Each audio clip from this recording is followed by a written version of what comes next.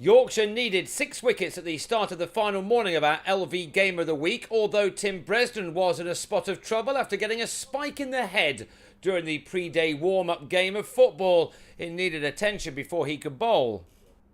Hampshire resumed on 37 for 4 in their very unlikely pursuit of a target of 449. Night watchman James Tomlinson fell in the day's 12th over, in which only 17 runs had been added, the ball just clipping the stumps. Yes, Hampshire had set their stall out to bat all day for the draw. The loss of those 4 wickets on the previous evening ruining any chance of a chase, and even the draw looked improbable when Sean Irvine fell to Bresden for 5 at 67 for 6. There followed a battling performance from Will Smith, who deserved huge credit for the shift he put in, and Lewis McManus, who certainly showed off his capabilities on his first-class debut. Yorkshire, though, have made a habit of finishing games off when they have their opponents on the ropes, and this was to turn out to be no different. Both batsmen did their best to dispatch the bad ball, but in truth, it was going to take a miracle for them to survive for 83 overs, which was the job left for the last 4 wickets after Irvine had fell cheaply. These two did at least get through until lunch unscathed to give Hampshire a flicker of hope.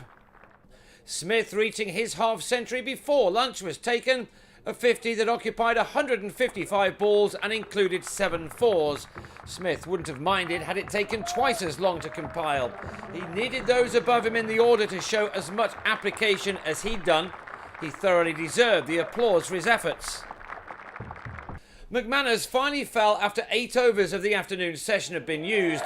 Will Rhodes getting caught behind with some extra bounce after the debutant had used up 96 minutes of the day for his 28 runs, sharing in a 56-run stand with Smith that occupied 30 overs.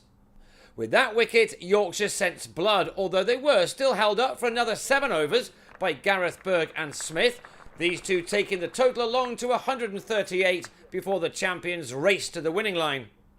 Rashid had a fine match with the ball, and his 7th wicket of the game saw the end of Berg on the sweep for 12. Jack Brooks, who was also excellent throughout, with the fine catch. He can do nothing wrong at the moment, it would seem. It was 8 for Rashid next ball, Andre Adams not knowing a defensive shot if he was forced to sit indoors all day and study them. Toss went up to him and you were always in with a chance.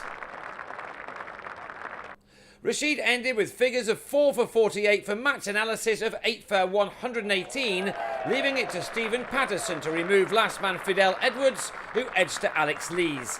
Hampshire had battled for 53 overs, with Smith finishing on a gutsy 64 from 4 hours of crease occupation, but the result was, in the end, inevitable after Yorkshire had bossed all of the previous day.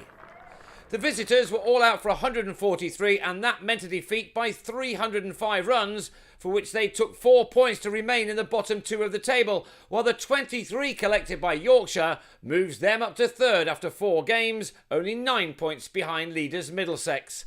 Yorkshire next travel to Somerset a week on Sunday, while Hampshire entertain the leaders from this weekend.